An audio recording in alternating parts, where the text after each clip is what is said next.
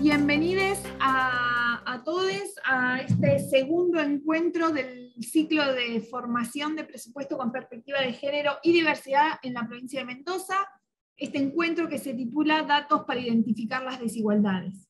Quiero agradecer en primer lugar a los compañeros del CIEC y en particular felicitarlos por la segunda mención que han recibido en los premios MECON. Los premios MECON es un concurso que ya se realiza hace algunos años, que es un concurso federal de ensayos que organiza el Ministerio de Economía de la Nación, que tiene apoyo de la Agencia Nacional de Promoción y de la Investigación, el Desarrollo Tecnológico y la Innovación, y que básicamente lo que hace es premiar a estudiantes y jóvenes profesionales por sus aportes académicos. Los compañeros del CIEC presentaron un ensayo vinculado justamente a los temas que están trabajando con la Fundación en este ciclo y en el ciclo anterior que estuvimos trabajando juntos junto a Ojo Paritario, y recibieron un premio por su trabajo. Así que el Ministerio de Economía también da cuenta que estos seminarios son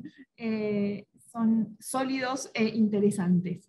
Así que para iniciar entonces, quiero agradecerles, como bien les decía, a los compañeros del CIEC, a Lucrecia D'Agostino también, que se suma como invitada a este encuentro, y por supuesto a mis compañeros y compañeras de la Fundación y a quienes están siendo presentes en esta jornada.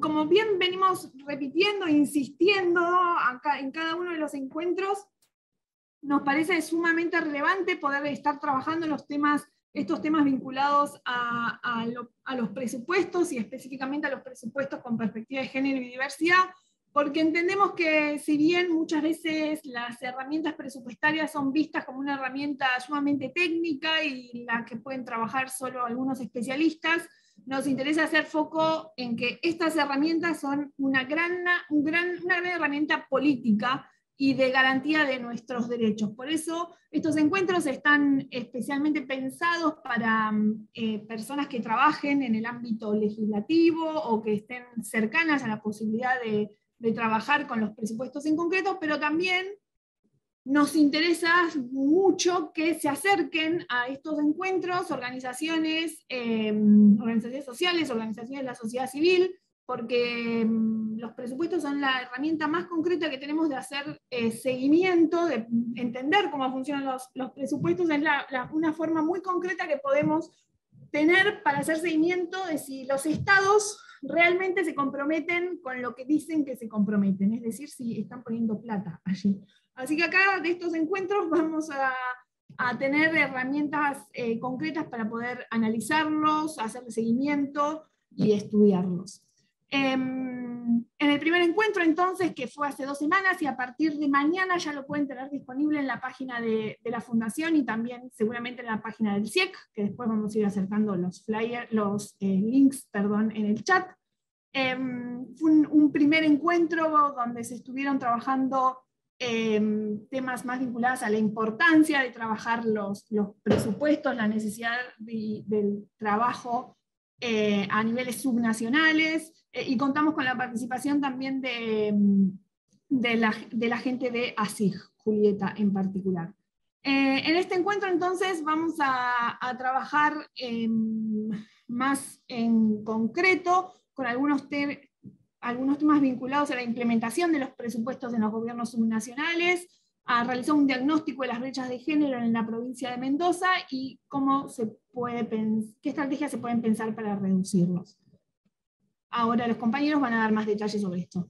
Este encuentro entonces estará a cargo de Lautaro Breitman Pacheco, que es licenciado en Sociología, es integrante del CIEC y es miembro de la Federación de Cooperativas Campesinas y la Agricultura Familiar de Mendoza. FECOCAF también va a estar a cargo de Belén Pérez, que es licenciada en Economía, es integrante del CIEC y trabaja como asistente técnica profesional en el área de políticas públicas y en el Instituto de Trabajo y la Producción de la Universidad Nacional de Cuyo. Y también estará participando de este encuentro Lucrecia D'Agostino. Lucrecia es licenciada en Ciencias Políticas y Administración Pública por la UNCuyo, es magíster en Ciencia y Tecnología y Sociedad por la Universidad Nacional de Quilmes, y es doctoranda en Ciencias Sociales por la Universidad de Cuyo. También es docente e investigadora en las Facultades de Ciencias Políticas y Sociales de Ciencias Exactas y Naturales de Cuyo, y sus investigaciones actualmente abordan el análisis de las políticas públicas, la relación entre conocimiento y política, el estudio de experiencias de agencias estatales promotoras del desarrollo económico y tecnológico en Mendoza, y la formación histórica de capacidades estatales para la producción de estadísticas públicas en el ámbito subnacional. En el área de las políticas públicas ha participado en distintas experiencias de investigación y capacitación vinculadas al seguimiento y la evaluación de políticas públicas, a la construcción de indicadores para la gestión y el desarrollo de sistemas de visualización de datos. Desde el año 2010 está coordinando el proyecto Plataforma de Información para Políticas Públicas. Sin más, le paso la palabra entonces ahora a Belén para que demos inicio a este espacio de formación. Gracias. Muy buenas tardes a todos y todas. Gracias, Maju. Bueno, voy a hacer una breve presentación de quiénes somos y quiénes componemos el CIEC, y ya después sí pasamos a lo que vamos a tratar en este encuentro. Bueno, nosotres somos investigadores que provenimos de la economía y de la sociología. También hemos estado y provenimos de la Sociedad de Economía Crítica y del Espacio de Economía Feminista de esta misma organización, y a partir de esta militancia que hemos ido construyendo, que hemos realizado en estos años, hemos construido vínculos estrechos con diversas organizaciones sociales, sindicatos, movimientos campesinos, colectivas feministas, cuyas demandas concretas nos mostraron la necesidad de profesionalizar nuestro trabajo, y por eso decidimos conformar este espacio. Desde hace 3 años, casi 4 ya, realizamos asesoramiento económico y contable, bueno, sindicatos estatales, organizaciones sociales y legisladores provinciales, colaborando tanto en momentos de negociación paritaria como durante el desarrollo cotidiano de la vida sindical y en el tratamiento del presupuesto provincial. Desde el CIEC entendemos que las políticas públicas no son neutrales al género ni a los derechos humanos. Por lo tanto, su diseño como su implementación tienen impacto sobre la actividad económica y la distribución de ingresos, y sobre diversas brechas de desigualdad. En este sentido, entendemos que el presupuesto es una herramienta que permite visibilizar la voluntad política para erradicar las violencias y desigualdades que se ven atravesadas por las condiciones de clase, la pertenencia étnica, la religión, la nacionalidad, orientación sexual, etc.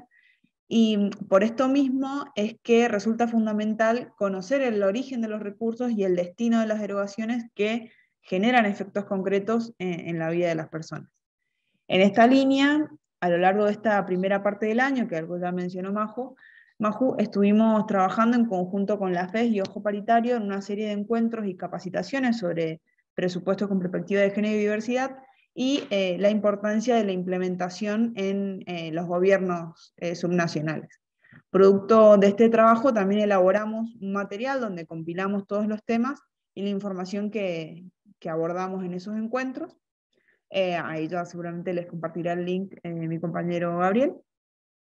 Y bueno, con la idea de seguir profundizando estos temas, es que en esta oportunidad le propusimos a la FES la posibilidad de seguir trabajando puntualmente con la provincia de Mendoza, y por eso, bueno, hemos organizado este ciclo de encuentros que también va a tener su material, va a terminar con un material escrito que estará en las próximas semanas.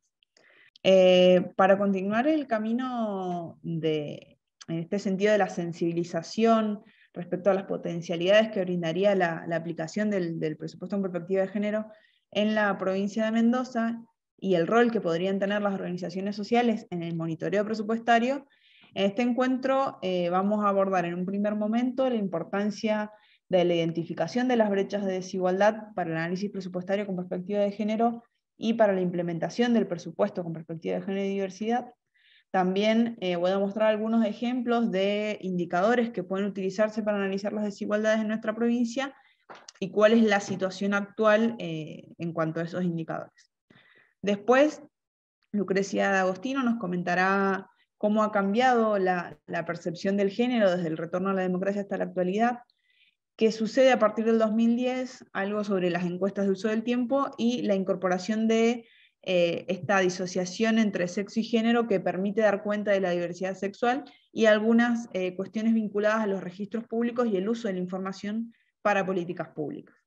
Por último, Lautaro nos va a mostrar cuál es la situación de las provincias en cuanto a la implementación de PPG y las particularidades de esas provincias, y nos va a presentar las principales fuentes de información para analizar el presupuesto de Mendoza desde un enfoque de género.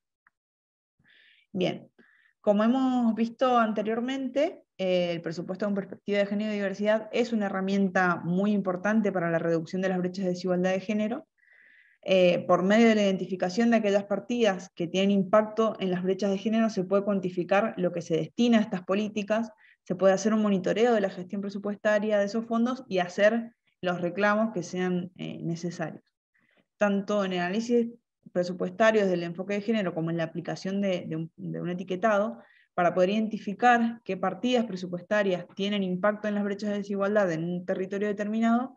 Primero, consideramos que es necesario identificar cuáles son y cómo se manifiestan esas brechas, ya que sabemos o entendemos que las asimetrías de género son una problemática mundial, pero no se dan de la misma manera ni con la misma intensidad en todas partes, existiendo grandes diferencias entre zonas geográficas, entre clases sociales, entre poblaciones racializadas, etc. Por ello, consideramos que el primer paso a la hora de pensar y considerar los presupuestos con perspectiva de género es tener en claro cuáles son las desigualdades existentes en la sociedad que se pretende transformar desde las políticas públicas. Contar con un adecuado diagnóstico de las desigualdades de género nos va a permitir priorizar políticas públicas, diseñar su implementación y evaluar los impactos sociales. No obstante, a la hora de objetivar dichas desigualdades nos vamos a encontrar con ciertas dificultades recurrentes, como es la escasez de estadísticas oficiales desagregadas por género, la falta de datos actualizados y vacíos en las investigaciones. Y es por esto que, para contar con diagnósticos cada vez más precisos, que nos sirvan de punto de partida para desarrollar respuestas tendientes a la equidad, pero es importante contar con estos diagnósticos. Y en este sentido, también es muy valioso poder fortalecer los institutos de estadísticas locales y también pensar en relevamientos o herramientas para generar información con perspectiva de género. Con el objetivo entonces de promover la implementación de estos presupuestos en la provincia de Mendoza y considerando la importancia que reviste tener un diagnóstico de las desigualdades existentes, a continuación les voy a presentar algunos datos de las desigualdades acá en Mendoza, y bueno, cuál es la situación, y ahí le daré pie a Lucrecia, que nos va a explicar un poco más cómo ha sido la trayectoria en la estadística pública. Bien, bueno, voy a empezar por las brechas en el mercado laboral, que suele ser uno de los ámbitos en los que se advierten más claramente las desigualdades de género. En el gráfico podemos ver como las principales tasas del mercado laboral, donde se observa que las mujeres presentamos menores tasas de actividad y tasas de empleo que los varones, pero presentamos mayores niveles de desempleo. ¿Esto qué quiere decir? Que en general tenemos una menor participación en el mercado laboral, es decir, salimos en menor proporción a buscar trabajo, y cuando lo hacemos nos cuesta más encontrar uno. Bien, si bien estos indicadores son uno de los más importantes y los más vistos y los más analizados, para poder entender un poco más cómo se ven las desigualdades en el mercado de trabajo, es necesario ver otros indicadores. Uno de ellos es la informalidad laboral.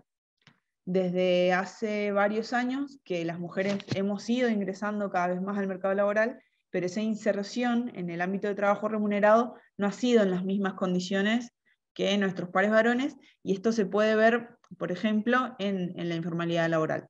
En el siguiente gráfico podemos ver datos del primer trimestre del 2020 y del 2021.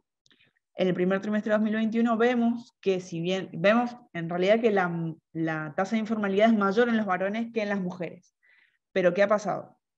El 2020 y la pandemia, básicamente. La tasa de informalidad en las mujeres antes del 2020 siempre fue mayor. En el 2018 solamente hubo una leve reducción de esa brecha, pero que no se debió a mejoras significativas en la situación de las mujeres, sino un empeoramiento de las condiciones generales y de los varones en particular. Pero bueno, a partir del 2020, debido a la pérdida de empleos informales producto de las medidas de aislamiento y de la pandemia, la tasa de informalidad laboral disminuyó, pero justamente porque la mayor cantidad de empleos que se perdieron fueron los informales. Y bien, entonces, eso es lo que ha llevado a que actualmente las mujeres presenten un poco menos de informalidad que los varones. Pero si observamos cómo evolucionó la tasa de informalidad en el 2021 respecto del 2020, vamos a advertir que aumentó en mayor proporción la informalidad en las mujeres que en los varones. Este mayor aumento en la informalidad puede verse también debido al hecho de que la tasa de actividad aumentó más en las mujeres que en los varones. ¿Qué es lo que nos lleva a pensar esto? De que las mujeres que se han ido incorporando al mercado laboral lo han hecho en empleos informales. En esta línea resulta muy importante ver entonces en qué sectores se insertan principalmente las mujeres, ya que en este sentido los dos principales sectores son el comercio y servicio doméstico, que son actividades que suelen presentar altos niveles de informalidad. Por otro lado, los sectores que le siguen, digamos, en cuanto a participación de mujeres son enseñanza y servicios sociales, dos sectores que, junto con servicio doméstico, son actividades que en los estereotipos y roles de género se encuentran estrechamente relacionados a las mujeres, y son extensiones de las tareas no remuneradas que realizamos hacia el interior de los hogares. Es decir, que la inserción de las mujeres en estos sectores refuerza aún más esos estereotipos. A esto se suma el hecho de que estos sectores, educación y salud, son los que sufren más las políticas de ajuste fiscal en las provincias, cuando se llevan a cabo estas medidas. Bien, estas brechas que se observan en el mercado laboral, a su vez, también tienen su correlación con la distribución de las actividades hacia el interior de los hogares. Según los datos de la encuesta de condiciones de vida 2020, que hago un paréntesis acá, esta encuesta es muy importante acá en la provincia de Mendoza porque recolecta información tanto de las zonas urbanas como de las zonas rurales, algo que la EPH no nos da porque la EPH es solamente de aglomerados urbanos, entonces por eso está bueno como obtener usar los datos de la encuesta de condiciones de vida. Bueno, según los datos de esta encuesta, el año pasado, la tasa de participación en actividades domésticas y en actividades de cuidado era menor en varones que en mujeres, mientras que ocurría lo contrario en las actividades de tiempo libre, donde las mujeres tenían una tasa de participación menor. Pero a su vez, como se ve, digamos, en la imagen, cuando se miran y se miden la cantidad de horas que destinan varones y mujeres, encontramos que en cada uno de estos tipos de actividades hay una diferencia aún mayor a la tasa de participación. ¿Esto qué quiere decir? Que no solo las mujeres son quienes más realizan las tareas domésticas y de cuidado, sino que son las que les dedican más horas. Bueno, no sé en qué parte habrá quedado, pero bueno, básicamente es la brecha que se da entre la distribución de las tareas domésticas y de cuidados hacia el interior de los hogares. Y cómo esto se relaciona, ¿no?, con cómo se da la inserción también de las mujeres en el mercado de trabajo y que la condiciona también a los tipos de trabajo que nos condiciona a los tipos de trabajo que podemos acceder y que eso se termina traduciendo también en los ingresos. Bueno, en Mendoza, yendo a esto de los ingresos y las brechas que se generan producto de estas condiciones que tenemos las mujeres a la hora de ingresar al mercado de trabajo, tenemos también, y en base a los datos de esta encuesta de condiciones de vida, que para el 2020 esta brecha era del 21,6%, del 22% en el total de la provincia, es decir, que el ingreso medio de las mujeres representaba el 78% del ingreso medio de los varones. Siendo esta situación aún peor en las zonas rurales, donde además de que el nivel de ingresos es más bajo tanto para varones como para mujeres, la brecha asciende al 28%, o sea, bastante más que lo que se da en las zonas urbanas. Entonces, poder identificar y visibilizar estas desigualdades nos permite priorizar qué aspectos analizar en el impacto de las políticas de empleo, por ejemplo, en este caso puntual del empleo, como así también pensar qué políticas pueden llevarse a cabo para revertir esta situación. Y en este sentido me parece muy importante el tema de las políticas de empleo, porque sabemos la importancia que tienen en situaciones como la que estamos atravesando.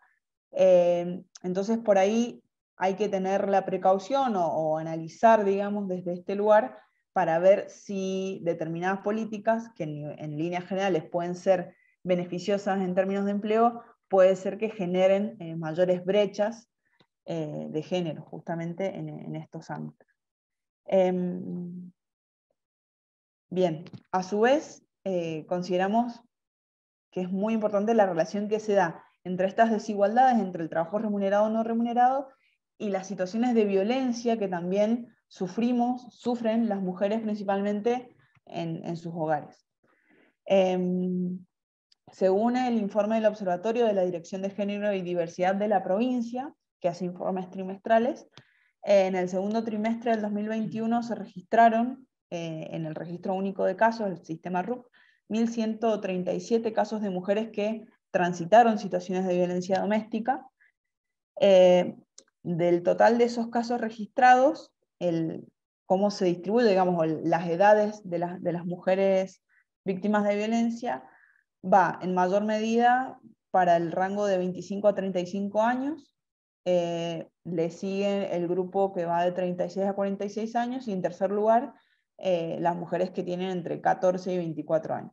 Es decir, que se concentra básicamente en las mujeres jóvenes, por decirlo así. A su vez, la mayor cantidad de mujeres que sufren violencia, o que en este caso son las que han denunciado en este trimestre, y que se ha repetido, digamos, a lo largo de los últimos informes, es que han sufrido esta violencia de parte de parejas convivientes, de excónyuges, o de parejas, digamos, de exparejas convivientes. Bueno, también hay otras fuentes de datos que dan cuenta de los niveles de violencia de género en la provincia, y que también es importante seguir, que es, por ejemplo, el informe de femicidios que hace la Corte Suprema de la Nación, que en este caso da cuenta de que hubo 5 femicidios en el 2020, de los cuales 3 fueron de chicas, niñas y adolescentes. Y también, bueno, es importante ver siempre los datos de las llamadas a la línea 144, que en este caso dice que para el primer semestre del año fueron 479 llamados que se hicieron desde acá, desde la provincia. Bien, y ya para ir cerrando, no quiero extenderme demasiado, pasamos a ver las brechas de género en educación, y acá en este sentido los indicadores que voy a mostrar van a ser un poco distintos de los que solemos ver cuando hablamos de educación, ya que consideramos que es importante pensar en otros indicadores que se relacionan con la educación. Digo, más allá de los indicadores de acceso, cobertura, trayectorias y egresos del sistema educativo. Diversos estudios dan cuenta de la relación existente entre las dimensiones de género, el contexto escolar, las experiencias escolares y el logro académico. Algunas de las tendencias más comunes son los mejores resultados del desempeño en matemática en los varones y de lengua en las mujeres. Sin embargo, digamos, estas tendencias encuentran ciertos matices si se incorporan algunas dimensiones que tienen que ver más con cuestiones estructurales, institucionales o socioculturales. También vale mencionar que en la vida cotidiana de las escuelas se retoman, tensionan, construyen y dialogan posicionamientos en torno al género, que no solo establecen marcos sobre los cuales se despliegan las relaciones entre actores escolares, sino que también interactúan y se influyen mutuamente con los sentidos construidos fuera de la escuela. ¿no? Lo que se entiende por género y cómo se vive, o los posicionamientos que hay en torno al género fuera de la escuela. Bueno, en el gráfico, digamos en esta línea, en el gráfico muestro una serie de dimensiones que están asociadas a instancias de discriminación, acoso escolar y violencias en las escuelas. Los datos de este gráfico los obtuve del Aprender 2018, realizada a niños del sexto año de la primaria, sexto grado. En líneas generales se puede ver que no hay como unas brechas significativas de género entre quienes mencionan si siempre ocurren o no cada una de estas situaciones, pero sí hay dos dimensiones en las que se observa una diferencia un poco mayor, y que esto sucede para Mendoza, como en el gráfico, y también se repite a nivel nacional, y es, esta diferencia se observa en la dimensión que tiene que ver con discriminación de aspectos físicos y el daño de las cosas de la escuela. Y lo que llama también la atención es que esta dimensión de discriminación por aspectos físicos es la que se menciona más veces dentro de las diferentes formas de discriminación que se indagan en este operativo, en el cuestionario complementario del aprender. Y acá creo que está bueno como quedarse pensando, ¿no?, en cómo estas situaciones que se dan y que atraviesan los procesos educativos después terminan, digamos, marcando las brechas o profundizándose en un futuro cuando ya son adultos. Y cómo se refuerzan esos estereotipos que se dan en torno, en este caso, por ejemplo, al aspecto físico. También otra de los indicadores que vemos en cuanto a educación tiene que ver con esto de que las desigualdades de género se presentan en diferentes ámbitos de la vida de las niñas y por lo tanto también atraviesan esos procesos educativos. En los gráficos vamos a ver como características que asumen, las características que asumen las desigualdades en relación a las tareas del hogar y las actividades asociadas al trabajo. En principio se pueden identificar diferencias de género en la realización de tareas vinculadas al sostenimiento del hogar, las cuales se modifican o se profundizan cuando se analizan según el nivel socioeducativo de los estudiantes.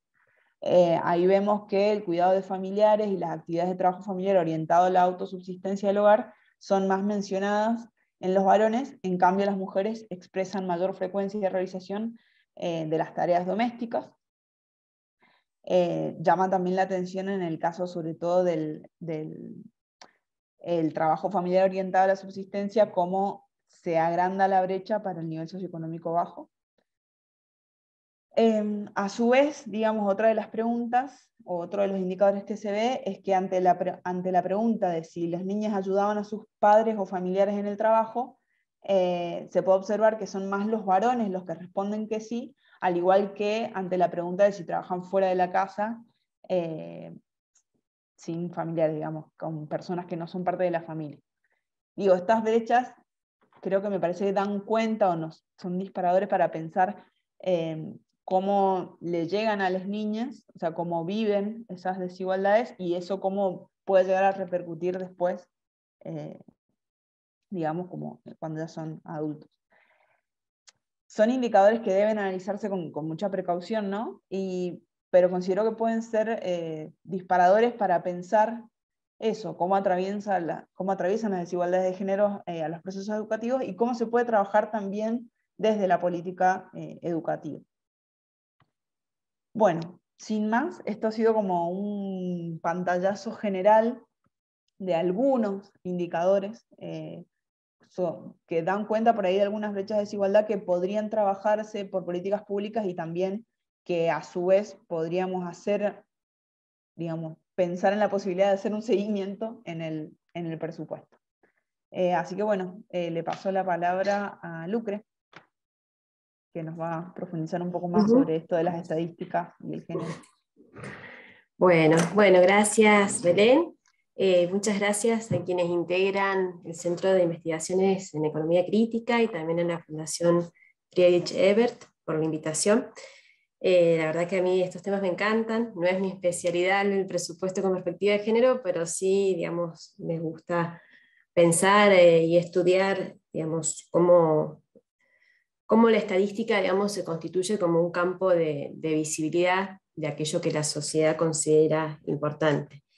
Y en este caso, bueno, había pensado centrarme particularmente en las últimas 4 décadas, diríamos, si bien la variable sexo está presente desde los primeros censos, ¿no? Desde 1869, ahí se presenta como un atributo que, o sea, es bueno porque permite realizar determinadas lecturas, pero que también tiene ciertas limitaciones. Por ejemplo, ¿no? en el caso del Estado civil, las uniones consensuales o de hecho no se contemplaron hasta el año 1960, y hasta el 1970 solamente se le preguntaba la afiliación entre las mujeres que había en la casa y los, digamos, niños, niñas, para aquellos casos que eran casadas o viudas, o sea, no se reconocía la posibilidad, ¿no? de madres solteras, o sea, no fue hace tanto tiempo. Datos así, bueno, hay varios para realizar una lectura, ¿no? Y pensar en los sesgos de género que han tenido nuestros censos, en pensar que no solamente es que proponen los censistas quienes piensan en cómo preparar el censo, sino también cómo esos censos se encuentran con los valores que hay en una sociedad. Entonces, por ejemplo, otra de las preguntas que hacía ruido acá en Argentina y en otros países también, ¿no? El cruce entre la edad y el estado civil, como las mujeres en muchos casos que eran solteras y tenían cierta edad, declaraban menos porque, bueno, era mal visto, por ejemplo, ese tipo de situaciones. Así hay muchas, digamos, hechos puntuales que podríamos nombrar. Yo más que nada ahí recomendarles, hay lecturas también hechas a nivel nacional y a nivel provincial, particularmente Juan Manuel Cerdá es un investigador que ha trabajado sobre la incorporación, ¿no? de las mujeres al ámbito, al mercado laboral en los censos históricos, o sea, por ahí ayuda a complementar toda esta información más nueva que tenemos. Bien, 1983, la década del 80, asistimos, por un lado hay un movimiento internacional vinculado, ¿no? a las mediciones que empieza a reconocer digamos, discusiones que se estaban dando dentro del feminismo, que se venían dando desde fines de la década del 60 y la década del 70, empiezan a tener, ¿no? alguna presencia, digamos, o a interrumpir esto de las convenciones y las prácticas estadísticas en el ámbito internacional, pero también, digamos, la Argentina, atravesada por sus circunstancias internas, ¿no? Se recupera la democracia y eso genera dentro del INDEC como un ámbito de apertura y de debate para pensar qué estadísticas producimos y cómo las producimos, ¿no?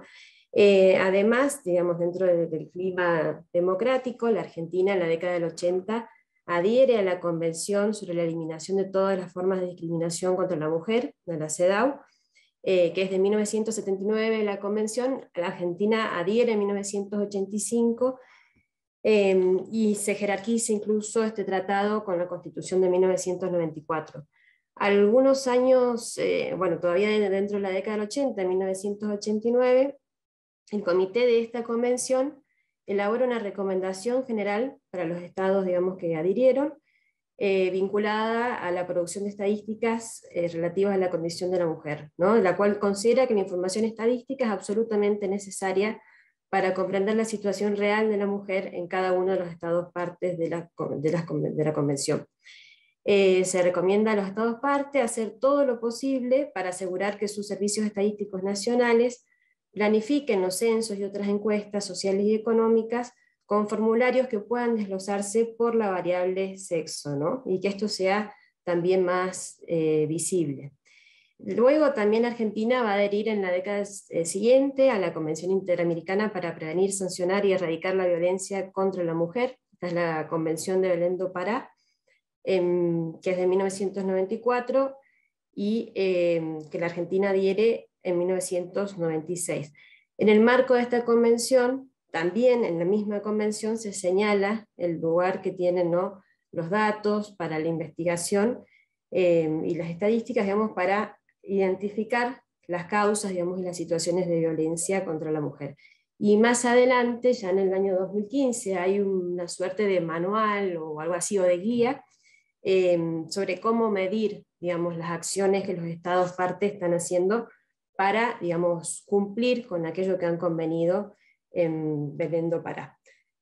Tenemos en la década del 90 varias leyes que dan cuenta, ¿no?, de la emergencia de la mujer como sujeto político en el marco de la democracia, ¿no? La ley de cupo femenino en el año 91, en el año 94 una ley contra la violencia, de protección contra la violencia familiar, y ya en este siglo aparecen un conjunto de leyes vinculadas, ¿no?, a la salud reproductiva, al parto respetado, en el año 2005 una ley adhiere, la ley de 26.061 es la ley de protección integral de los derechos de las niñas, niños y adolescentes, que enfatiza, ¿no?, en la eliminación de la discriminación de género. 2006 ESI, 2007 el primer protocolo, digamos, para el aborto no punible, 2008 la prevención y sanción de la trata de personas y la asistencia a sus víctimas, 2009 la ley 26.485 de protección integral para prevenir, sancionar y erradicar la violencia contra las mujeres, la ley que tipifica, ¿no?, los tipos de violencia.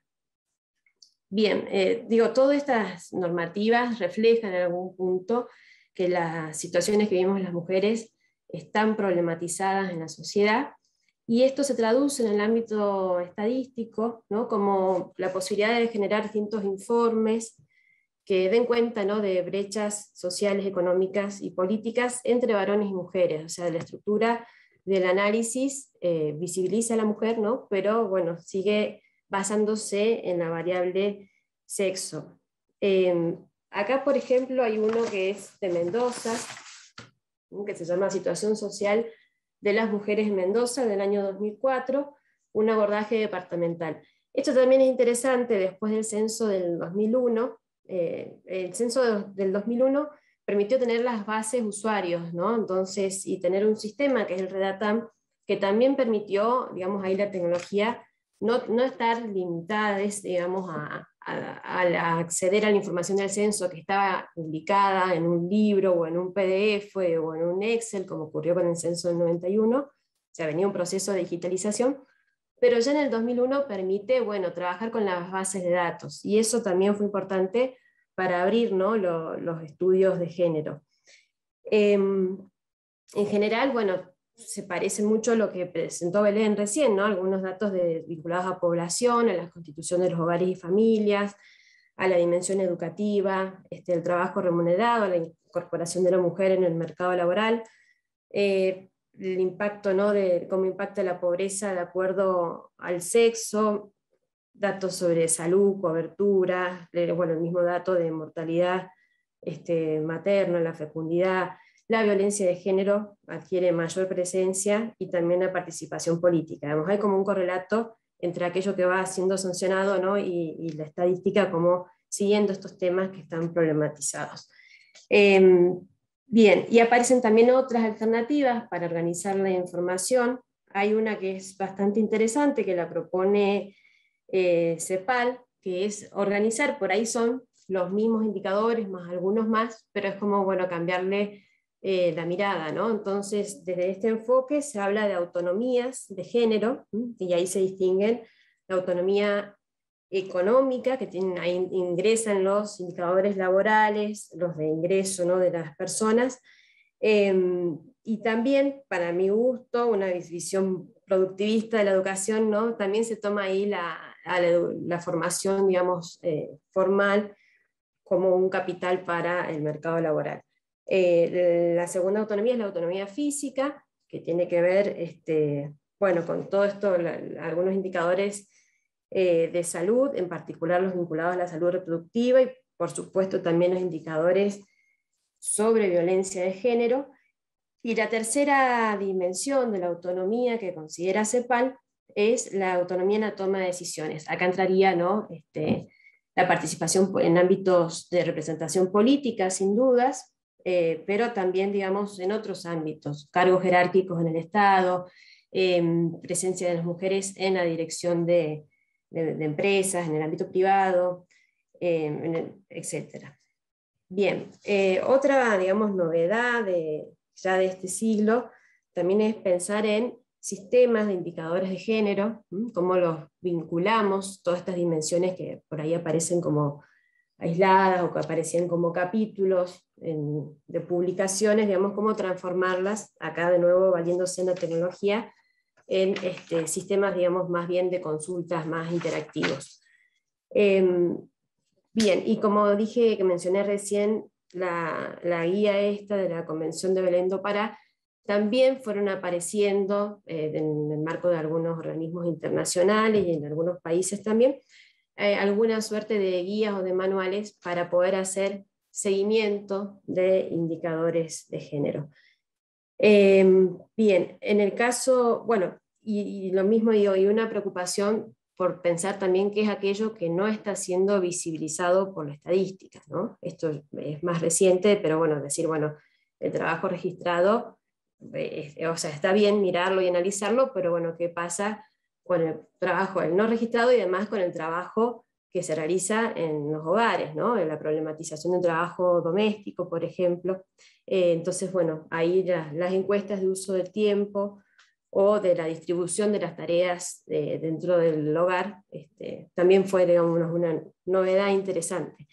En el caso de la provincia de Mendoza, como mencionaba Belén recién, la DEIE realiza todos los años una encuesta de condiciones de vida, donde hay apartados vinculados tanto a las tareas de cuidado como a la distribución, al uso del tiempo libre, ¿no?, y a la distribución de las tareas en el hogar.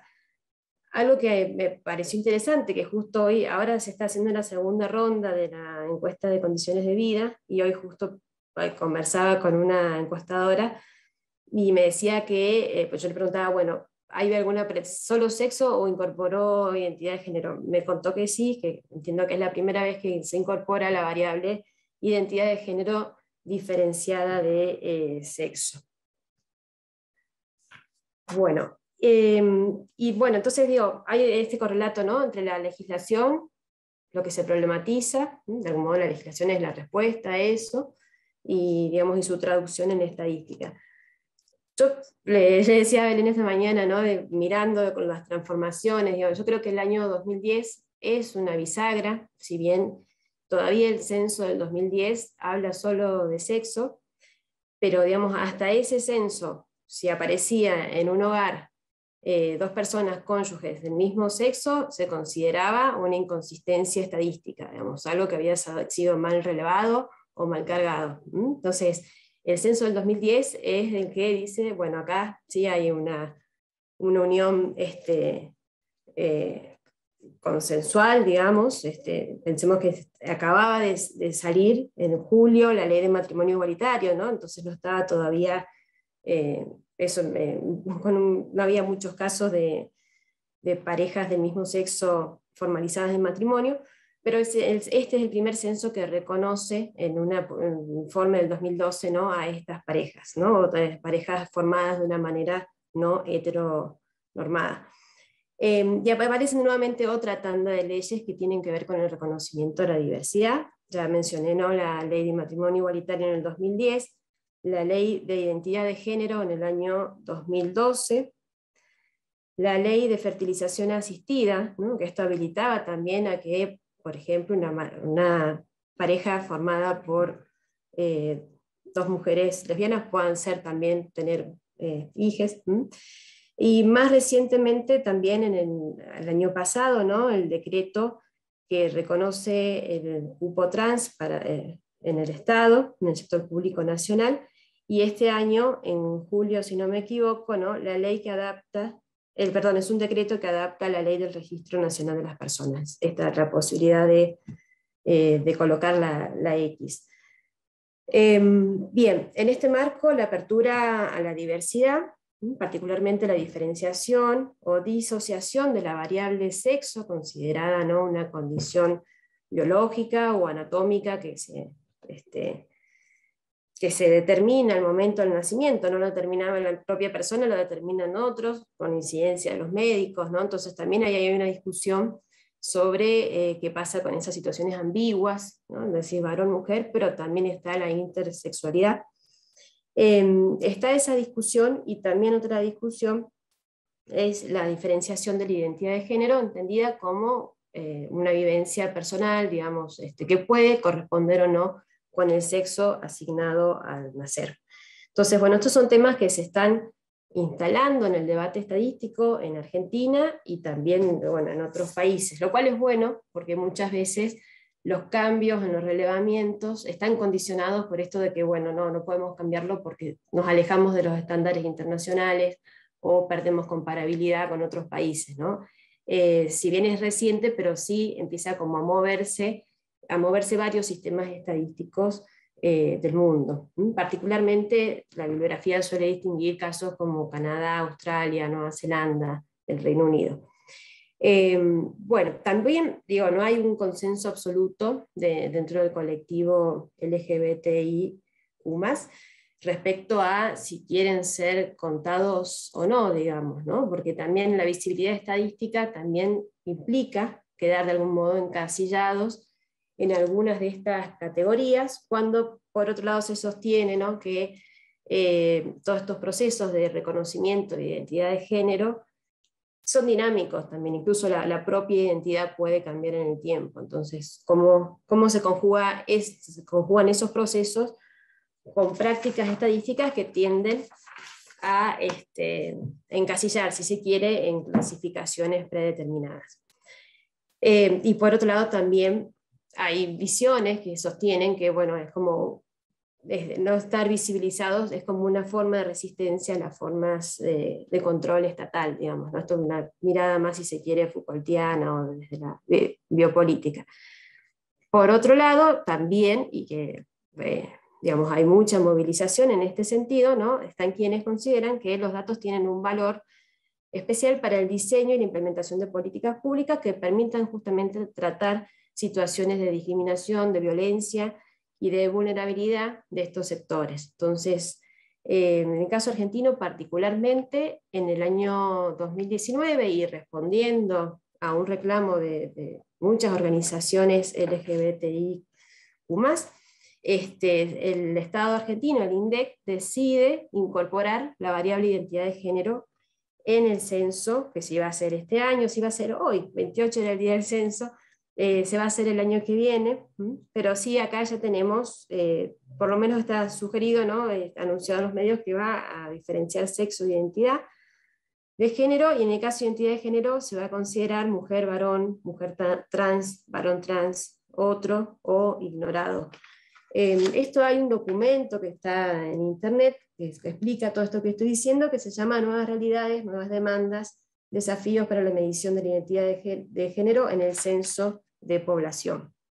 Ahora bien, hay avances normativos, hay avances técnicos también, hay antecedentes en otros países, no hay muchos antecedentes de la incorporación de la variable identidad de género en censos, por ahí son en encuestas más específicas, digamos, ¿no? Pero bueno, se va moviendo, digamos. Cómo eso encuentra un límite o un condicionamiento también en las restricciones más culturales, ¿no? Digo, persistencias de situaciones de homofobia o de machismo, que a veces se canalizan por un chiste o etcétera, ¿no? Entre las personas que van a ser siendo encuestadas. Acá hay un desafío importante en cuanto a sensibilizar sobre la importancia que tiene la variable identidad de género, porque es una pregunta que se va a hacer y se va a hacer en todas las casas. Ay, me quedó un minuto, perdón. Ahí veo el chat.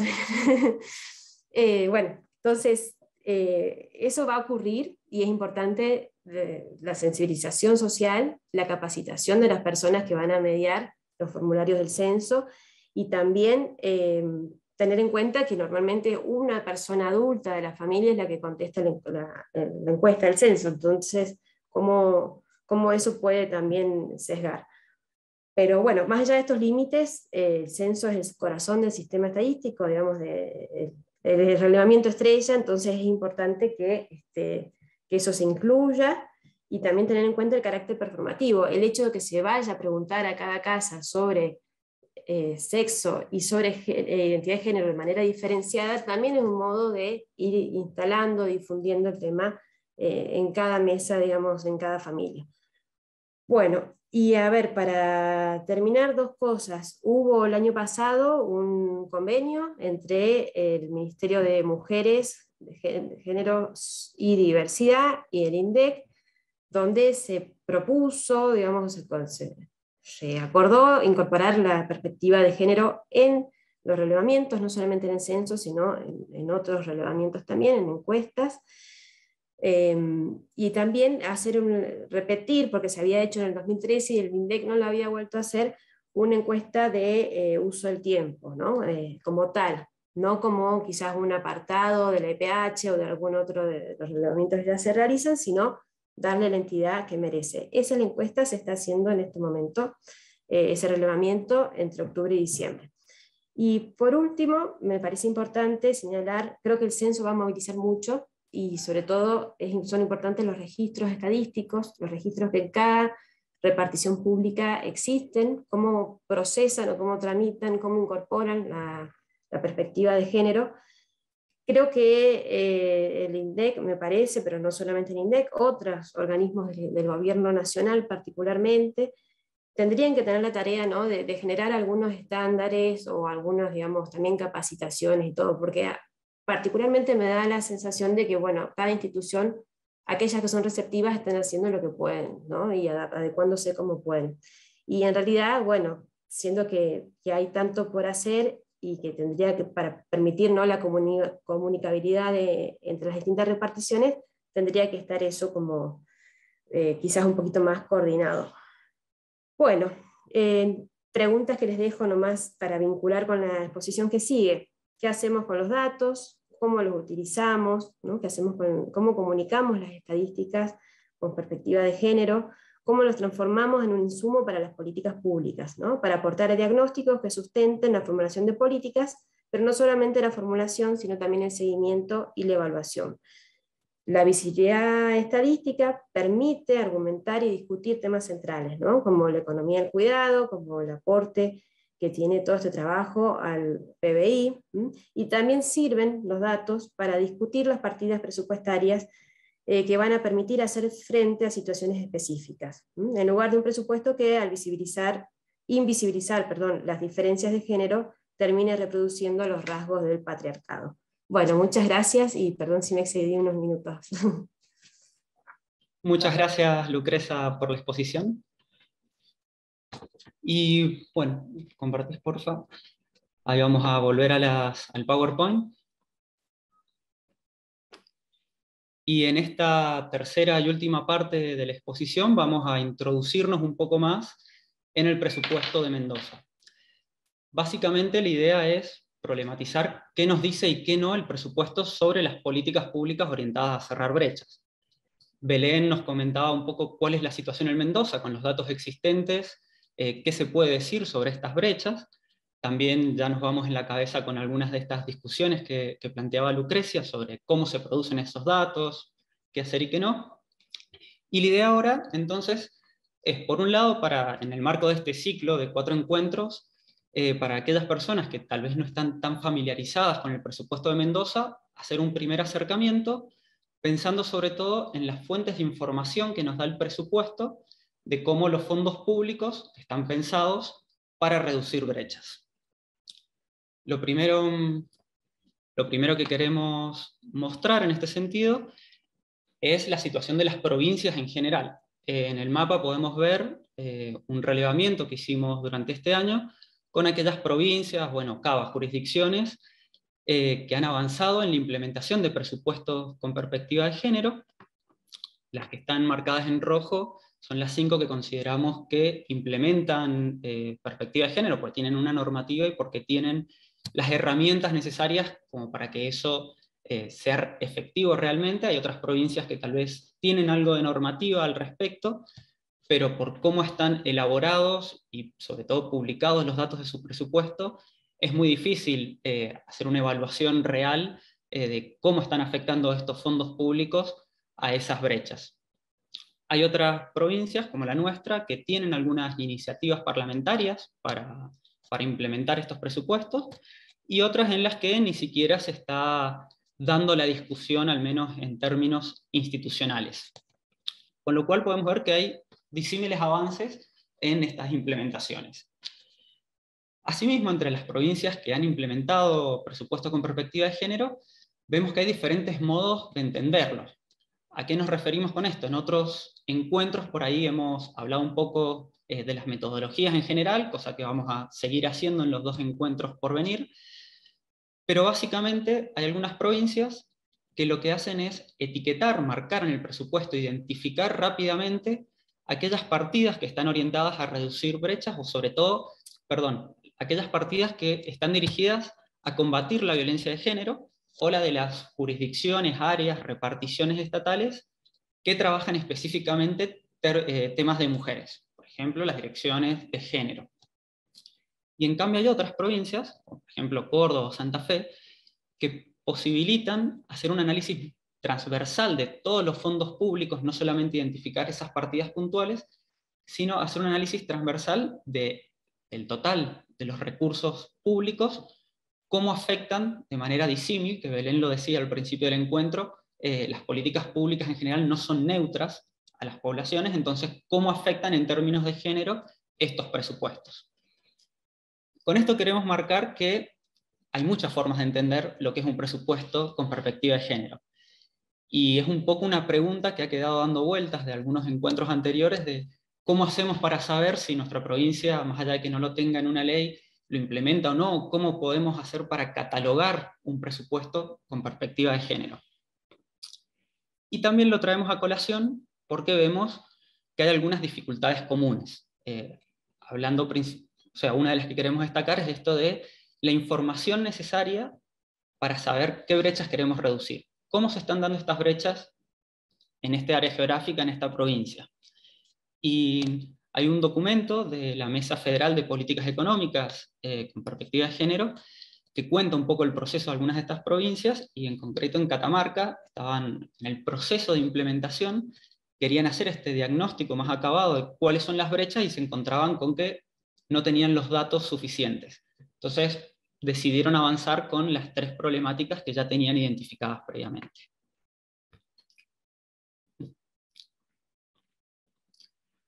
Ahora bien, veamos cuál es el panorama en nuestra provincia, qué posibilita y qué no nuestro presupuesto tal como está pensado actualmente. Lo que vemos en el PowerPoint es un esquema muy reducido del ciclo presupuestario, todo el proceso que recorre el presupuesto desde que se comienza a pensar hasta que es ejecutado totalmente, y sobre todo las fuentes de información que vamos a tener en cada etapa. El presupuesto de Mendoza está pensado en base a unidades de gestión. En otros encuentros también hemos charlado lo que son los presupuestos por programas, en el cual se orientan todos los fondos en función de la consecución de ciertos objetivos. En este caso no es así. En general, la Dirección General de Presupuesto, que depende del Ministerio de Hacienda, establece algunos lineamientos generales en base a los cuales las diferentes reparticiones del Estado van elaborando sus anteproyectos. La Dirección General de Presupuesto nuevamente eso lo sistematiza y elabora el proyecto de ley que es enviado a la legislatura.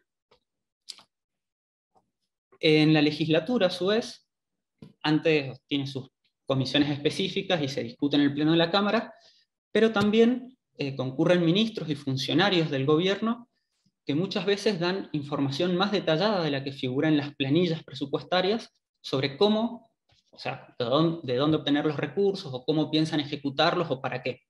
Y esto lo mencionamos porque esas presentaciones son transmitidas de manera virtual y quedan de hecho en YouTube, y cuando hemos tenido que hacer análisis presupuestarios muchas veces son una muy buena fuente de información para lo que no encontramos en las planillas, que ya vamos a pasar a ver, poder ver a través de estas presentaciones y esos otros datos, detalles que puedan servir al análisis.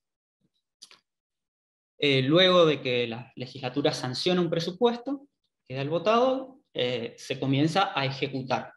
Y en esta ejecución del presupuesto público hay 2 organismos que vamos a mencionar, que uno es la Contaduría General de la Provincia, y el otro la Tesorería General de la provincia. ¿Por qué los mencionamos?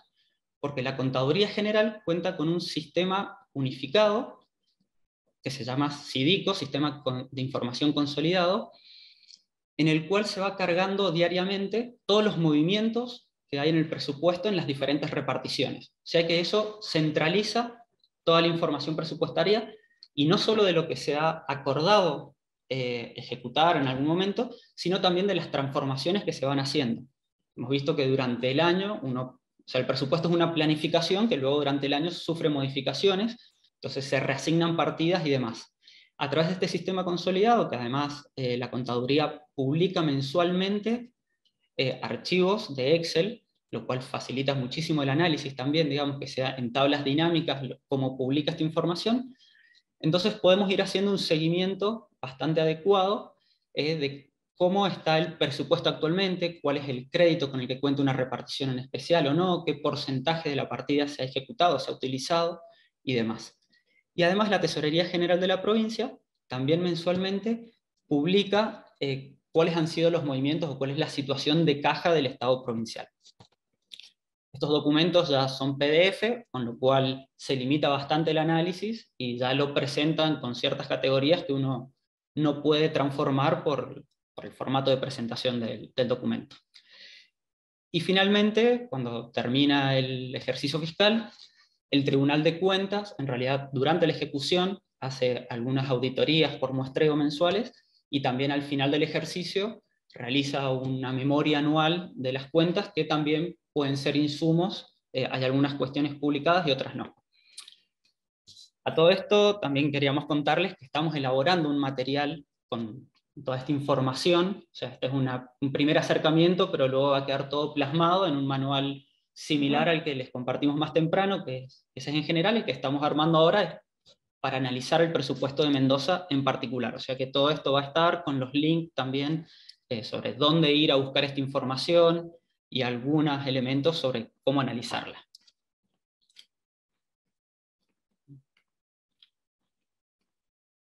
Ahora bien, cuando queremos realmente ir al presupuesto, ¿con qué es lo que nos encontramos? Decíamos que la Dirección General del Presupuesto de la provincia elabora el proyecto de ley y lo envía a la legislatura y publica eso que ha enviado el proyecto de ley, es publicado en la página de Hacienda, y luego cuando el proyecto es sancionado, ya sea tal cual fue enviado o con algunos cambios, es presentado en el mismo formato.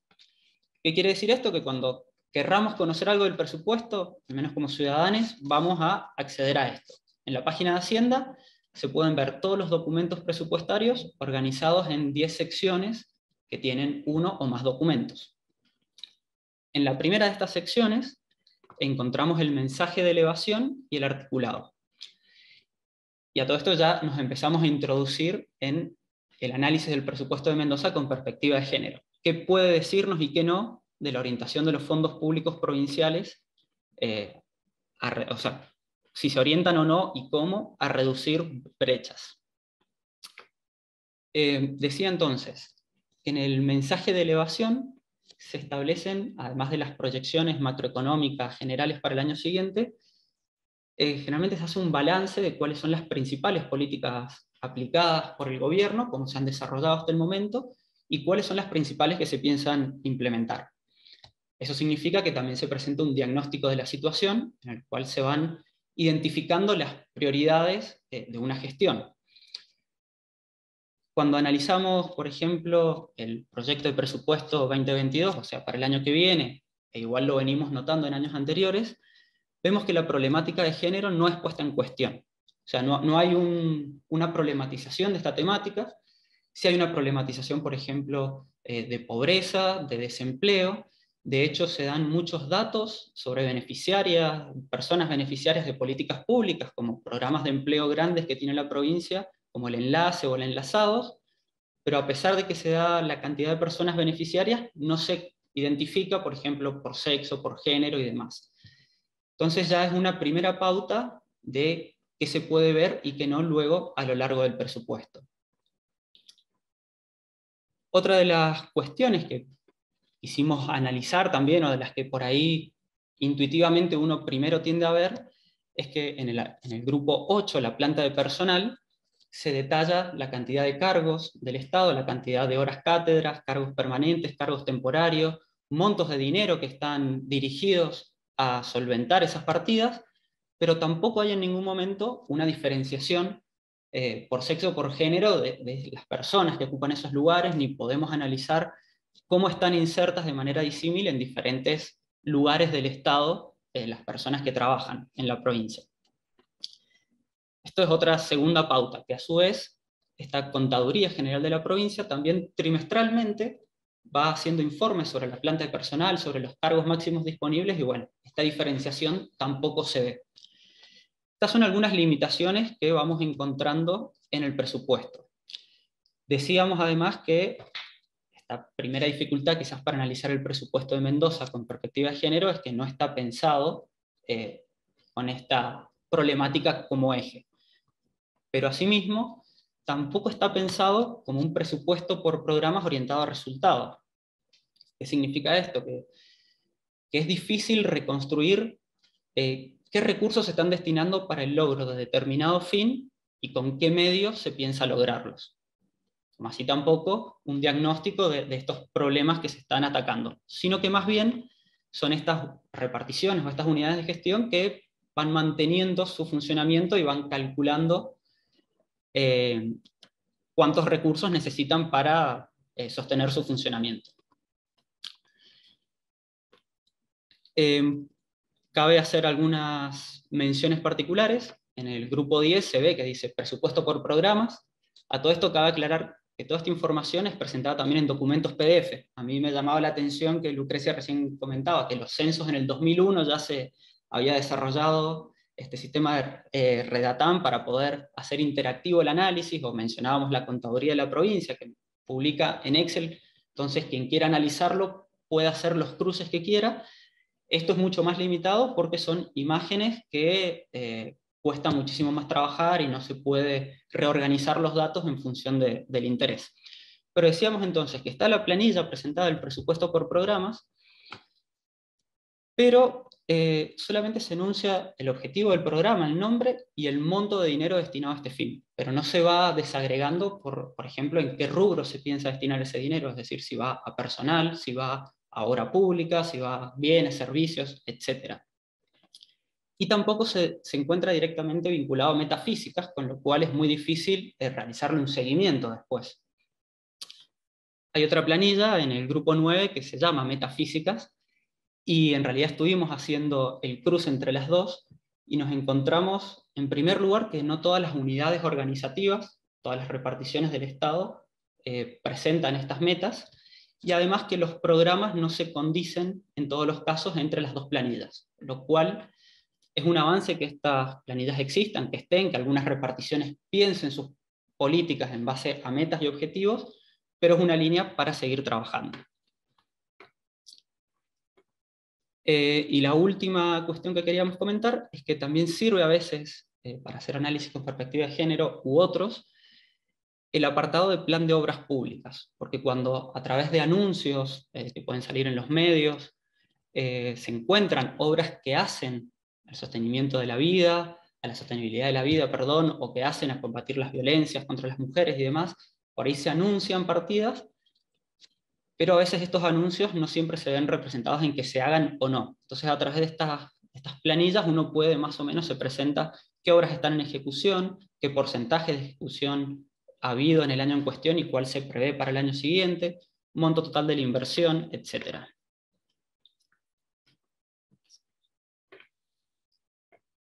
Ahí me están haciendo señas que queda poquito tiempo. Voy a intentar apurar un poco. Queremos insistir en esto, en que va a estar todo escrito en el material, ya hacia la finalización del ciclo lo vamos a tener listo y lo vamos a hacer circular, así que ahí se va a poder repasar estas cuestiones en detalle. Pero sí queríamos mencionar que el presupuesto de la provincia se organiza, por un lado, en caracteres, en función de la finalidad del gasto, digamos, que bueno, la administración central, organismos descentralizados, como por ejemplo la Dirección General de Escuelas, hay algunas, perdón, esos son los caracteres, y las jurisdicciones, que son estas reparticiones, que pueden a su vez estar en diferentes caracteres.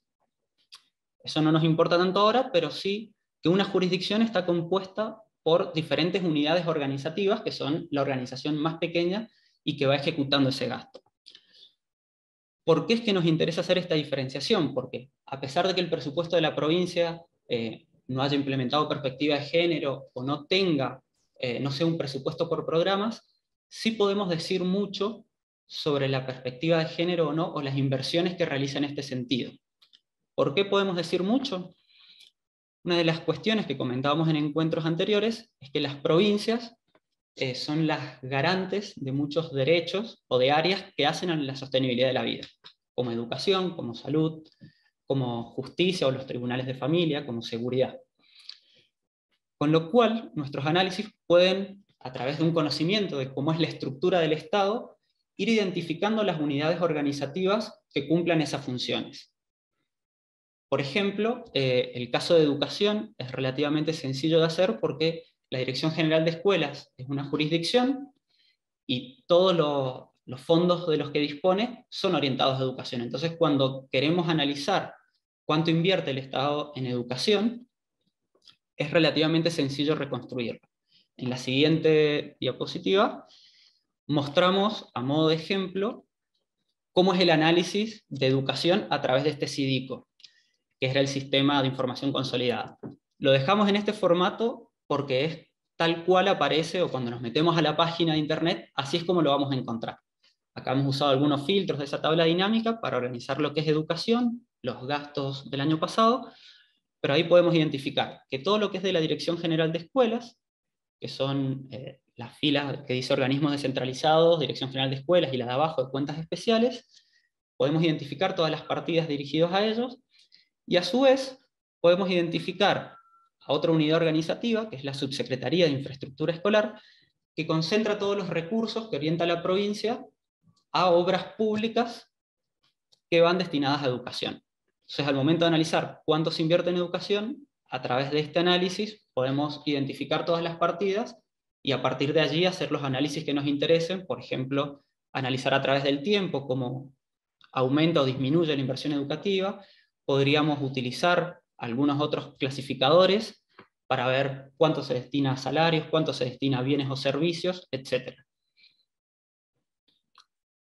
Ahí mostramos el ejercicio que hemos hecho nosotros, sencillamente para ver, por ejemplo, en el gráfico de abajo, se puede ver que si tomamos el 2015 como el 100% de inversión educativa, vemos que lo que se está proyectando para el año siguiente es un 62% de esos recursos, siempre habiendo descontado previamente el efecto de la inflación. Entonces uno acá empieza a tener nociones de cuáles van siendo las prioridades o no del gobierno y cómo eso afecta a las brechas de desigualdad. Así como podemos analizar educación, podemos analizar salud u otras partidas, pero sobre todo hay otras unidades organizativas que tienen particular relevancia para estos temas y que son fácilmente identificables justamente por ser unidades organizativas. Acá también mostramos la evolución a lo largo de los años. En este caso, los montos de dinero ahí están presentados en términos nominales y podemos ver lo que aprobó la legislatura, las reasignaciones que hubo durante el año y cuánto realmente se utilizó. En el siguiente encuentro vamos a profundizar un poco más sobre el presupuesto de Mendoza en todas estas áreas. Ahora sencillamente queríamos mostrar un panorama. Y así como la Dirección de Género y Diversidad, nos encontramos con la Dirección de Atención a las Personas con Discapacidad, con Dirección de Atención a Adultos Mayores, áreas que hacen a los cuidados que sabemos que están llevados adelante principalmente por mujeres. Y a modo de cierre de la exposición, y antes de abrir el debate a comentarios, preguntas y demás, sencillamente retomar los puntos trabajados, que por un lado, la relevancia de contar con la información para lograr diagnósticos lo más completos posibles, para saber cómo orientar los fondos públicos y poder evaluar los impactos que está teniendo o no las inversiones estatales. Vimos algunas de las limitaciones que tiene el presupuesto de Mendoza en cuanto a perspectiva de género, tanto para analizarlo como desde cómo se piensa y se elabora el presupuesto. Vimos que sin embargo podemos hacer algunos análisis con esta perspectiva, identificando unidades organizativas que respondan a problemáticas de interés, e identificando algunas obras públicas que sean también, que hagan a la temática y se le puede ir haciendo algún seguimiento. Y finalmente, mencionar esta necesidad de profundizar la elaboración del presupuesto de Mendoza bajo la idea de programas orientados a resultados para poder todo el tiempo estar evaluando cuáles son los efectos de la política, si está dando resultados o no, si hay que hacer cambios en cómo se abordan las problemáticas o no. Eso sería todo por ahora y bueno, Maju. Genial, Lauta. Muchísimas gracias. Bueno, esto ha sido el segundo encuentro. No sé si hay preguntas. ¿A alguien que desea hablar se le puede habilitar el micrófono sin ningún problema?